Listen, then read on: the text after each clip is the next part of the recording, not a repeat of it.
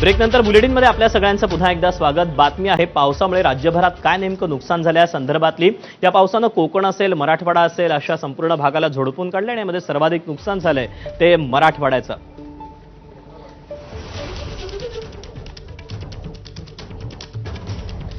अनेक गावांना पावसाचा फटका बसला असून शेकडो जनावरं यामध्ये दगावल्याची माहिती मिळते।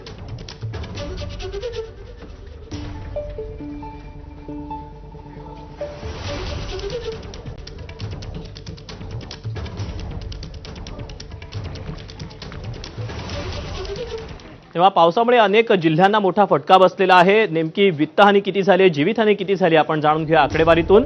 मराठवाड्यामध्ये कुठे किती नुकसान झालंय तर जवळपास 3 व्यक्ती मृत झालेले आहेत। 181 जनावरांचा मृत्यू झालाय तर 363 गावं ही बाधित झालेली आहे मराठवाड्यातली। आपण विभागनिहाय पाहतोय तर मराठवाड्यामध्ये बाधित एकूण शेतकरी आहेत 91,550 आणि शेतीचं नुकसान झालेलं आहे 1 लाख हेक्टरवर। आणि ही नांदेड जिल्ह्यातली माहिती असल्याचं आपल्याला समजतंय।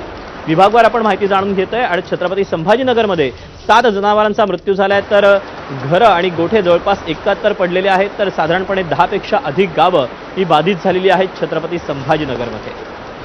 यासोबतच एकूण बाधित शेतकऱ्यांची संख्या आहे जवळपास 2160च्या घरात आणि 20,000 हेक्टर शेतीचं नुकसान झाल्याचं समजतंय। छत्रपती संभाजीनगरमधली ही आकडेवारी पाहिल्यानंतर हिंगोलीमध्ये एक व्यक्ती या पावसामुळे दगावलेली आहे तर 16 जनावरांचा मृत्यू झालाय तर 185 गावं यामध्ये बाधित झाल्याचं समजतंय।